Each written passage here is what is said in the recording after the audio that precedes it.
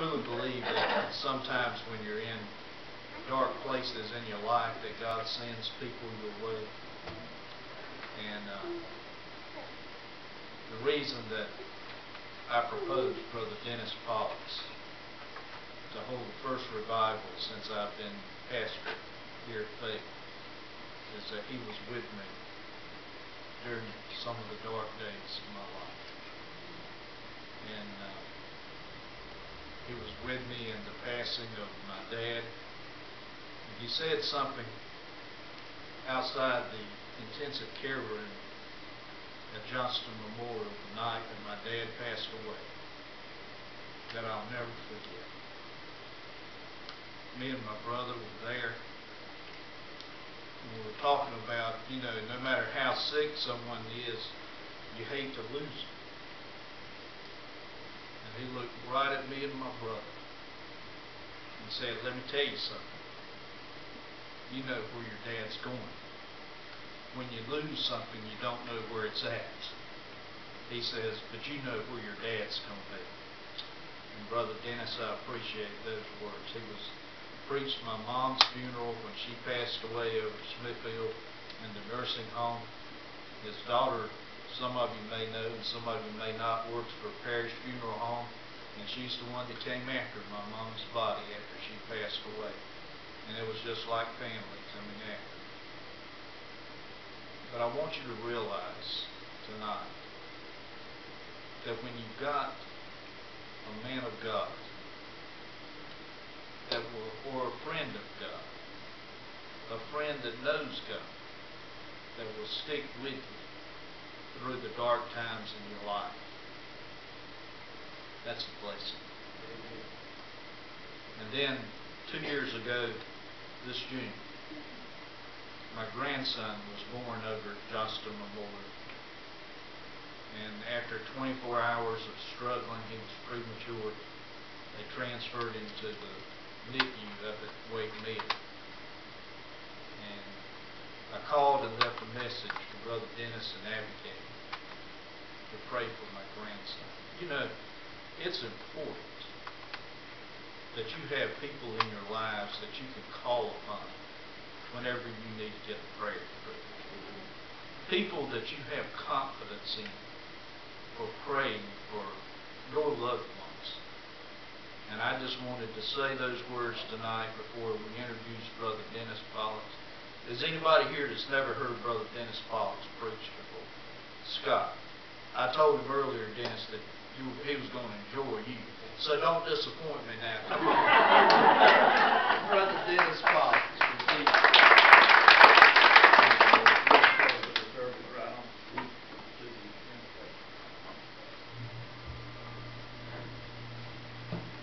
I feel honored you all invited me to come to run the revival. I always look forward to coming over here. I don't remember exactly. I can go back and look how many times I've been. I always enjoy it. But I will let you know that I am nothing special. I am nothing but a man that was lost, and God saved me. God called me to preach. I run from him for 2 years because I didn't want to be a preacher. But I finally surrendered to God, and I have never regretted it. God has richly blessed me. You're going to be, if you haven't already, you'll be able to tell that I don't have a lot of education, but I can talk as well as Danny, if not well. But anyway, I do look forward, and I want to say, if anything said this week that helps you or bless you, you be sure to give God the praise, honor, and glory. I'm not here to try to win any kind of trophy. I'm not here to preach anything new, because if you're a former pastor and pastor now, and been preaching out of the Bible, that's where I'm going to preach from. But I want you to know, we're not here to try to outdo one another. Every preacher has his own way of delivering his message. I got mine. I know you probably heard it many times. There was a preacher named in North Carolina, and he was just so proud of North Carolina. And he had a friend that came from Texas, and he was a pastor in Texas. And they were out riding around, and he said to the preacher in Texas, "Don't you look at us?" He said, "Isn't that some nice horses?" He said, "Yeah, they're nice horses." He said, "But back in Texas, one of ours would make 2 of yours."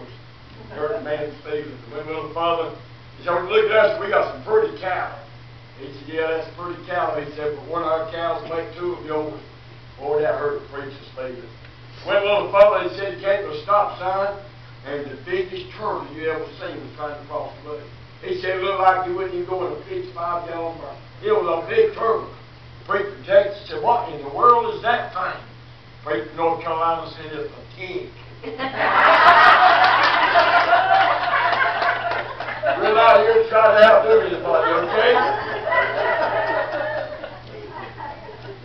Ladies and gentlemen, I want to deliver a message to you tonight. I'm going to use one verse of Scripture.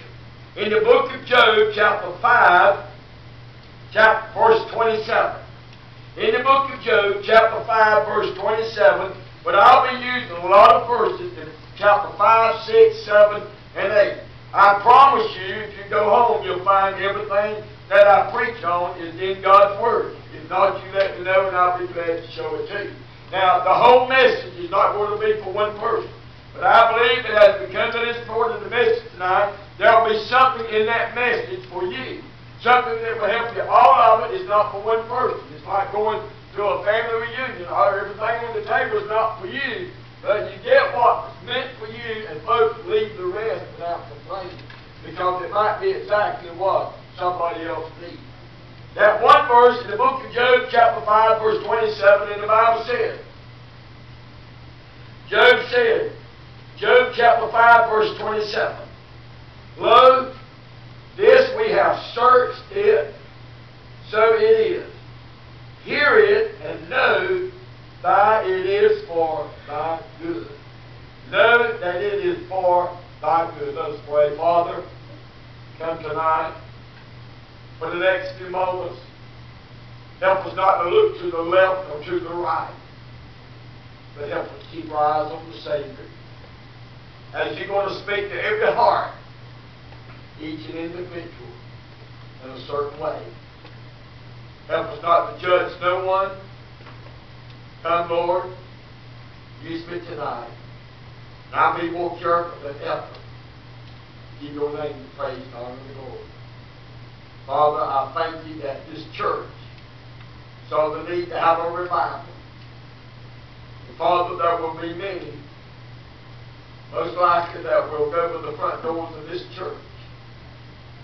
Know they're lost, know what the church stands for, but never stop. You said in thy word they are without excuse. Thank you, Lord. Use me tonight, I humbly pray. In Jesus' name. Amen. I think the first thing we need to do now, we need to look at what Job is trying to say. I want you to know that Job is saying, my friend, that God is going to search us and that we need to hear it and we need to know that it's for our own good. Ladies and gentlemen, I promise you, if anything said this week that touches your heart, anything, my friend, that it may hurt your feelings to begin with, it may bother you, but I want you to know, folks, if God loves you, He's going to chastise you.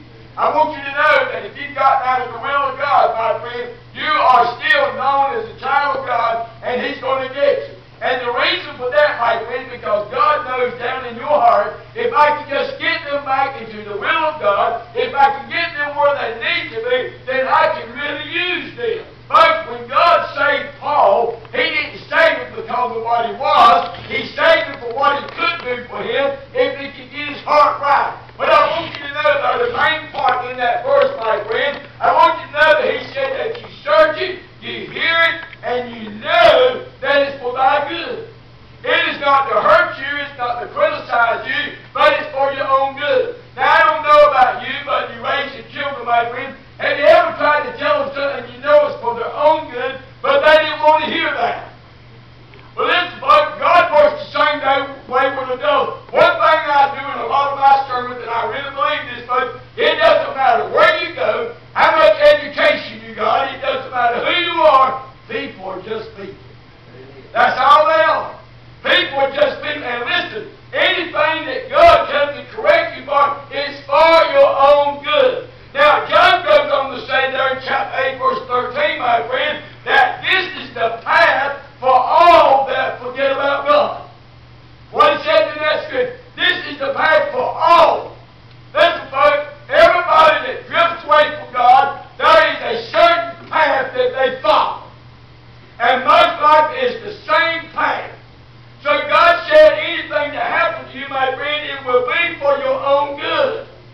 Because God knows what you need.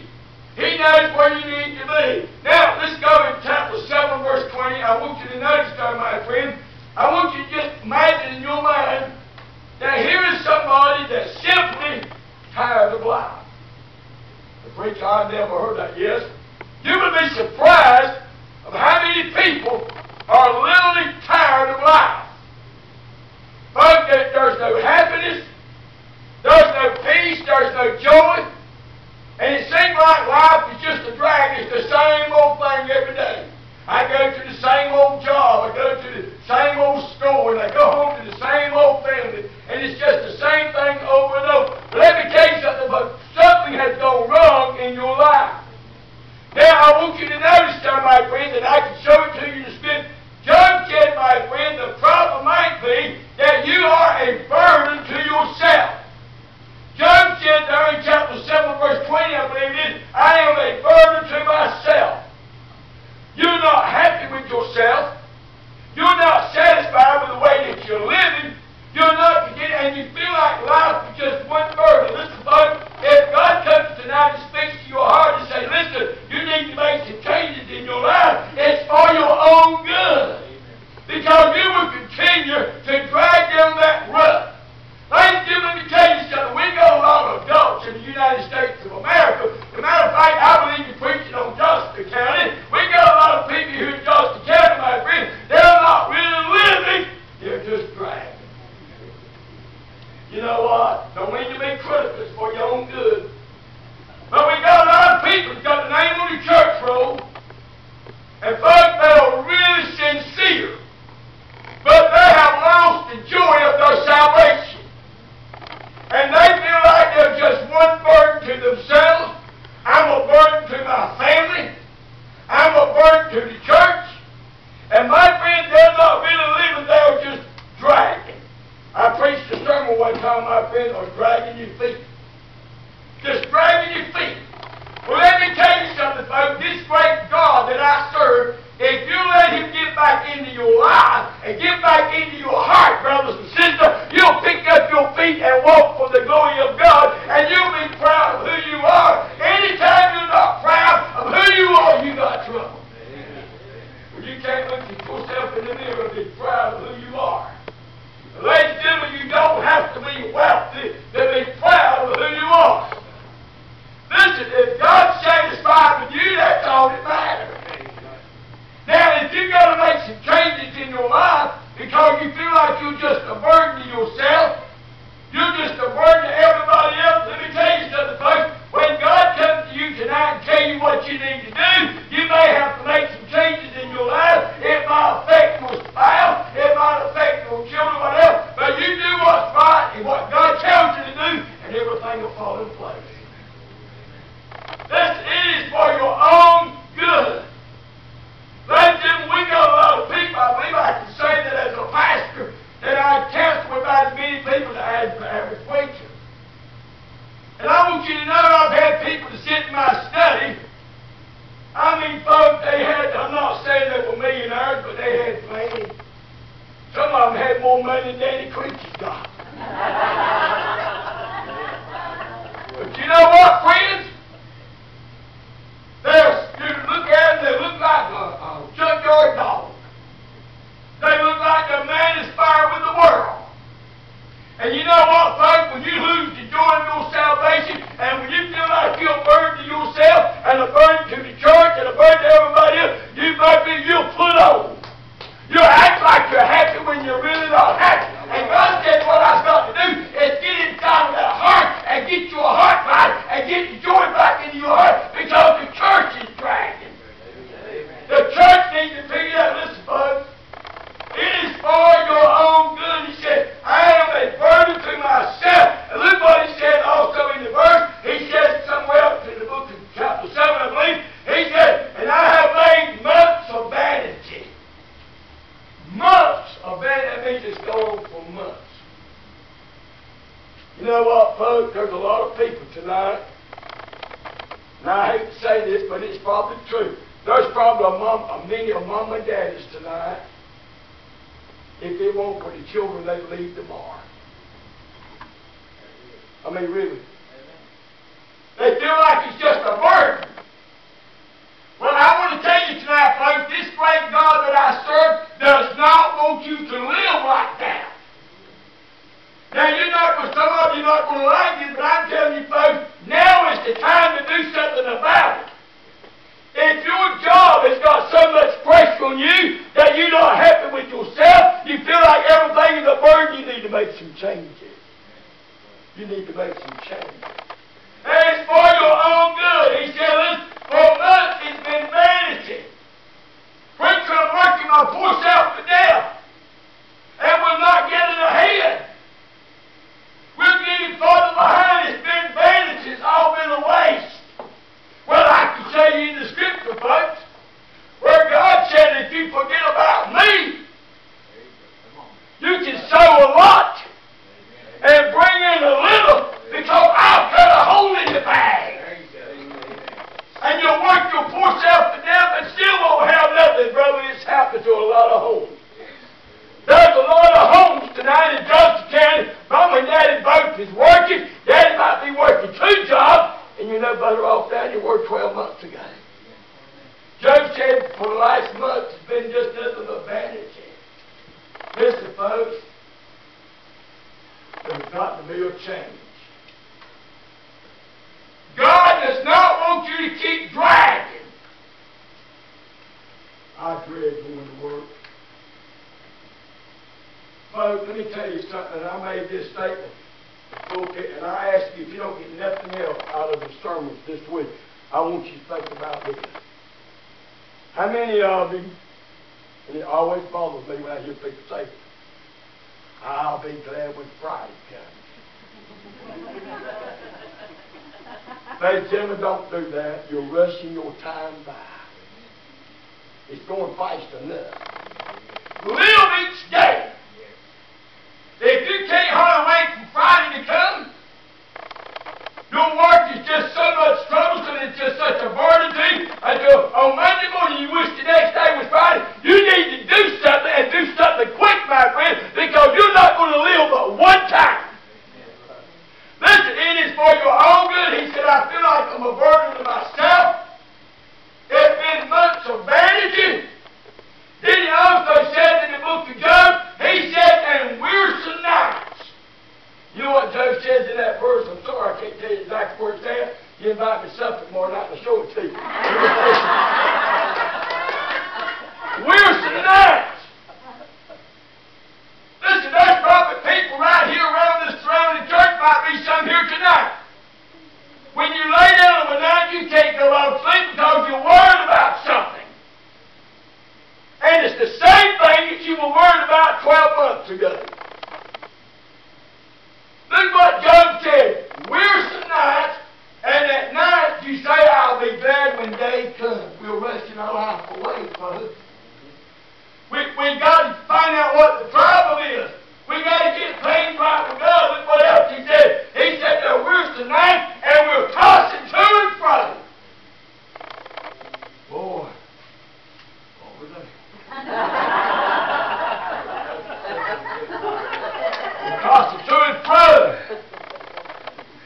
You know what's the biggest thing wrong with people in Johnson County today? We don't really know what we want. We got so much to choose from, we don't really know what we want. Ladies and gentlemen, we need to go back to the good old days when people used to go visit their neighbors of a night, and on Sunday afternoon you go visit your family and play ball with your cousins and know one another. I'm going to go ahead and apply the gospel power. You don't want to play like Lord, that's all right. I'm going to tell you something, folks. We need to get rid of these computers and fellowship with one another. Lord, have mercy, I got $2. And I told them they remind me of somebody walking around with your paws. Every time you see them. I mean, you can do like that right there. You can ask them, yeah. What in the world do I have my feet? I'm telling you, there's got to be some changes in our country. And let me tell you something. Not only is your home suffering, but the churches are suffering. Job said, we're tossed to and fro. You know what Job said? Might be somebody here tonight just like this. take all of my grief and all of my sorrow and all of my burdens and put them all together, they would weigh more than the sand of the sea. Ladies and gentlemen, boy, y'all got no idea. I'll tell you something, brother. We got a lot of people, if they get things right with God and get ready to be proud of themselves, oh boy, we've been getting off some medication. The United States of America's got a pill for everything. Anything wrong with you, they got a pill. If you got a child too mean, they got a pill for it. We are dependent on medication. I'm going to tell you something. I want to get back there and get on time religion where we can glorify God, give God some praise and honor tonight. Folks, let me tell you something. He said he saw us through and through. You know what? I don't know why God led me to this message. I don't know.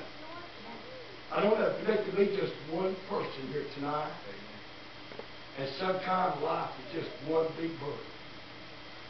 You know, Jesus said, I'd leave the 99 and go to the one. He'd come tonight for just one. I'm trying to tell you this, folks, and I'm telling you for your own good, God wants you to enjoy life. Stop walking around and wishing. Stop sitting around wishing that time will fly by, folks. It's going faster. Enjoy life. Now, notice what else Job said. He said, well, let me ask you, how did all this happen? How did all this happen? About 8 or 9 years ago, I got called to go to a county jail. A man had committed murder to someone, and I went, and the sheriff, he got us in this little room, and he brought the guy in, and I'll never forget what that guy told me, preacher, how did I get into this mess? How did I get into this mess? Well, when we talked and looked at the overall picture, we left God. Job said in the scripture tonight, Job said, this is the path of all that forget about God. It all starts in one place. Brother, one might be drugs, one might be alcohol, one might be committing adultery, but it's all one path, leading straight to the devil's territory. Now notice this. How did all of this happen? Well, let me tell you what Job said. Again, I'll show it to you in the scripture. Job said, trouble does not spring out of the ground. Trouble does not spring out of the ground. That means somebody opened the door and let it in. We got too many couples, my friend. My friend, they're trying this and trying that, and it's not a thing in the world but the devil making the first step in your life. Now notice what it said there, folks. Trouble does not spring out of the ground. Somebody opened the door. You got involved in something that pulled you away from the love of God.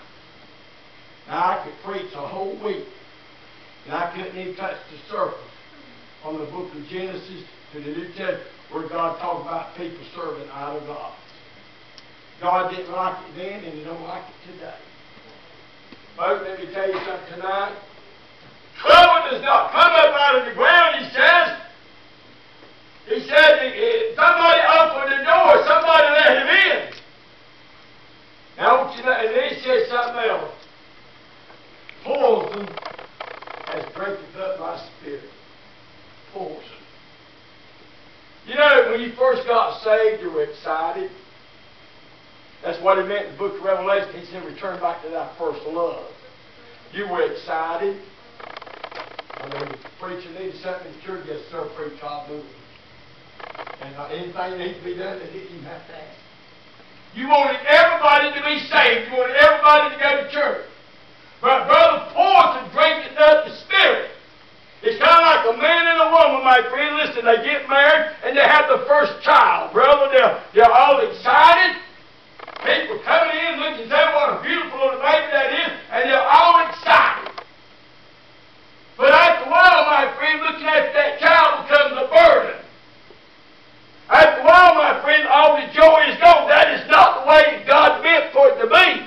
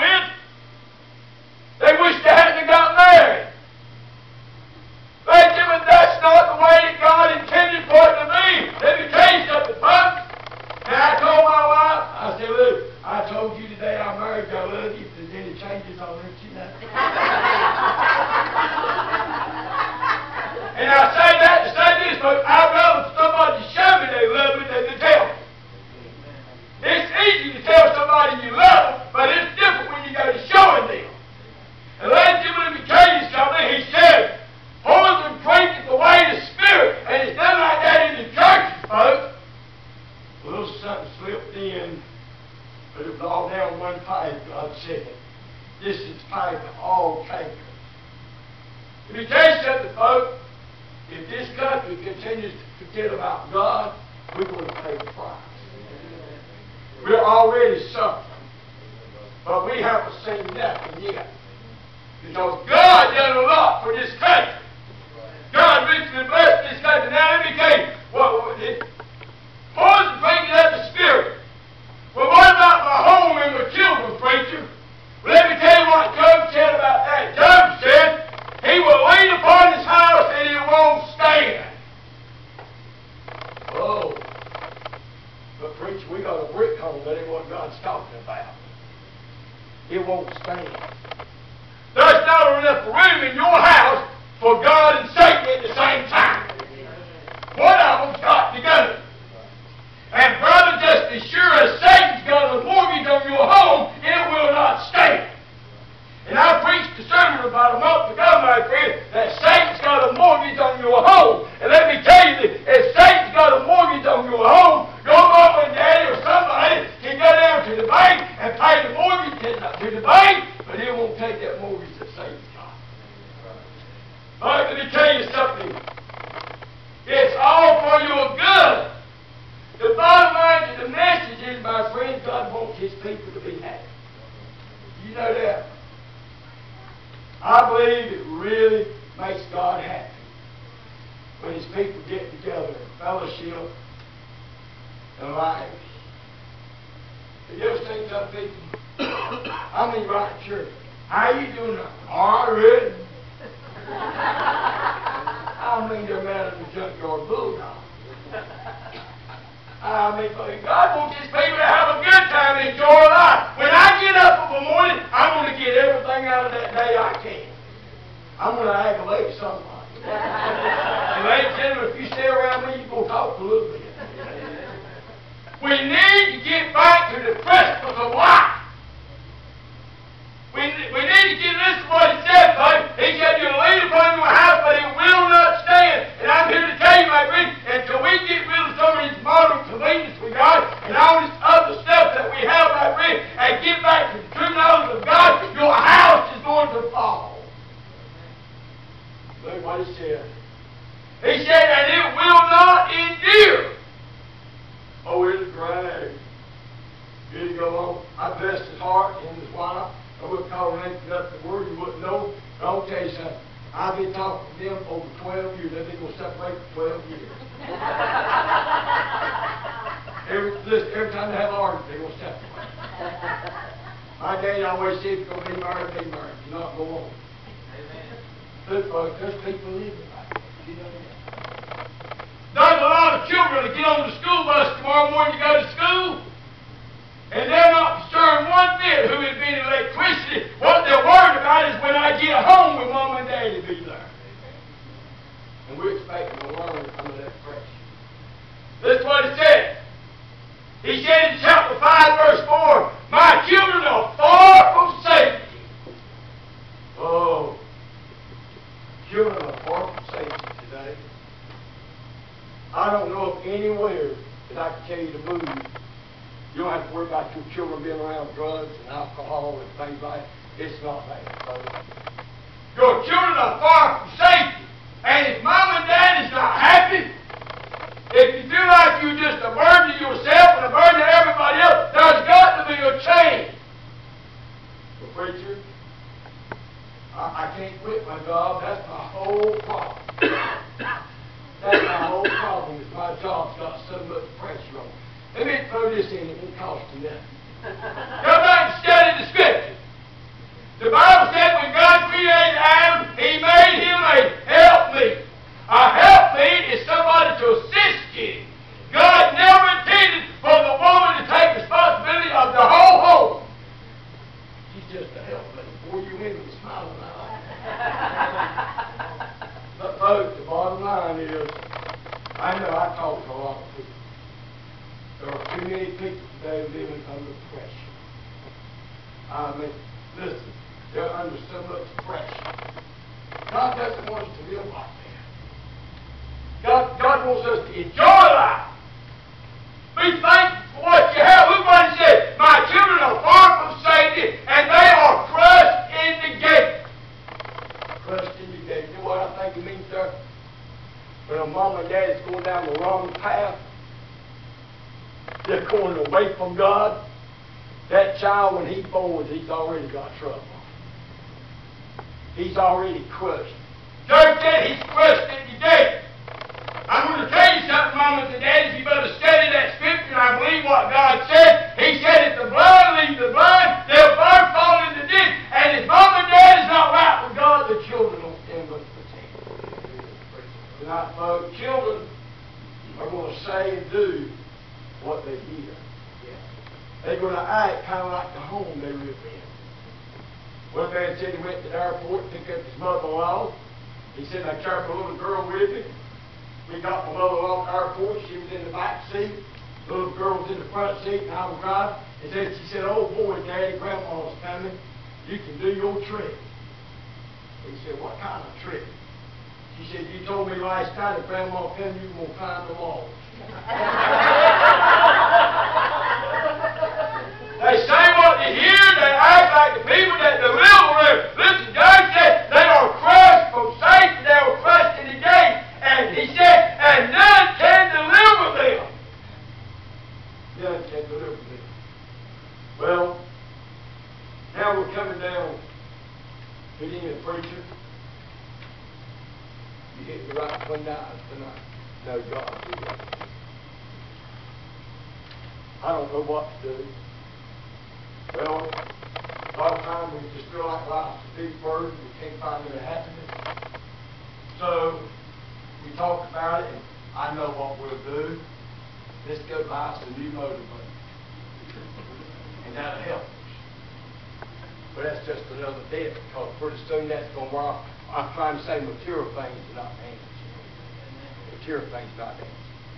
Well, preacher, how can I solve the problem?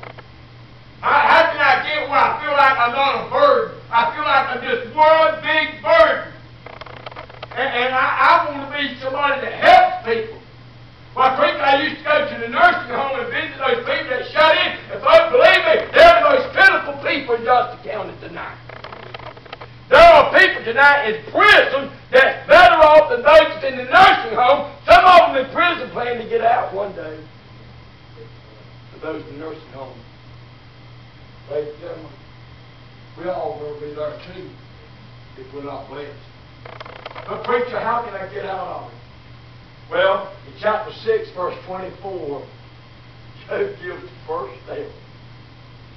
But you got to really mean it. You got to really mean it. Job said, Lord, show me where I erred. Show me where I went wrong. Oh. Lord, show me where I went wrong. How did I get my life like this? Mom and Daddy didn't raise me like this. I've got a beautiful home. I got plenty of food in the refrigerator. I got a new vehicle to drive. I got a little bit of money in the bank, and I'm still not happy. Lord, what did I do wrong, Lord? What did I do, Lord? Now, I like what Job said in chapter 6, verse 13. Folks, there's the key to the answer right there, the key to the problem. Job said, it is not my help in me. If I get any better, and if I get rid of this burden, and if I start to enjoy life, be as happy on Monday as you will be on Friday. Live one day at a time. Don't rush your life away. Everybody's talking about it. You can have it Friday. No, folks. You'll be another week old. You'll be a week closer to the grave than you ever been. And God doesn't want us to live like that. That's what Job said. Lord, look what he said. I want to tell you. I want you to look at verse chapter 6, verse 13. It is not my help in me. Don't you expect somebody else to help you get rid of your burden, because they're probably just much on you have to. But Lord, you show me where I went wrong, Lord. You tell me what to do, and I'll do it, Lord. Because I'm tired of living like this. And they tell me, there's a lot of people feel like that. I mean, it really did. Had a man told me one time, and I thought about it a lot, and he's pretty well off. He told me, he said, you know, if I could just, and bless his heart, he's had a lot of trouble with his children. I mean, son, he's constantly going getting them out of jail, and it helps this one, it makes the other one mad, and he's just not a man. He told me one day, he said, preacher, I would be happier if I could just give my 700 acres of land away. My new pickup and everything, just give it all away and go live in a pasteboard box like a homeless man. I'd do it. That's sad. Amen, brother. That's sad. God has so richly blessed that man. He started off with nearly nothing. Started off with nearly nothing. And him and his wife worked. And they worked. And folks, that's the tragedy. A lot of couples get right to the very peak where they work so hard to get to, and then the devil takes it all away from them. I want to say tonight, folks, these church folks said we're going to get him back another night. That's all right with me. I'm too funny. But I want you to know tonight, God wants you to be happy with yourself. Whether you know it or not, if you're under a lot of pressure at work, if you're ready for God, and you feel like life is just one big burden, whether you intend to or not, you're going to take it out on your children. You really will. Now, we'll close out. Job said, if it gets any better, it's going to start with me. I'm the one trying to make that decision. He said in Job chapter 5, verse 17, happy is the man whom God corrects. Happy. Now, if there's some changes in your life that has to be done, it'll probably bother you for a while. But when all that pressure's just taken off of you know what? In 30 days you'll be kind of a different person. You'll have a smile on your face. You'll be proud of who you are. And that burden will be taken off. Now, there's a reward. Job talks about there is a reward if you'll make up your mind, because it's going to start with you. I'm going to get rid of this pressure. I'm going to get rid of it. This is because the preacher, if I quit my job or I lose my job, we'll have to go hungry. That ain't what God said. God said it, and I believe it, and I'll stand on it. God said my people will never go lacking for bread. May not get what you want, but God's people don't go hungry. You'd be better off to eat a piece of toast and be happy than try to eat a steak. You know, there's so much pressure. Life is just a drag. Ladies and gentlemen, there is a reward. Job talks about there is a reward, my friend. When you get rid of that burden, you just feel like you no longer feel like what's left. To tell you something, folks. When you get down, and you feel like you just got more than you can stand, boy, this is going to hurt.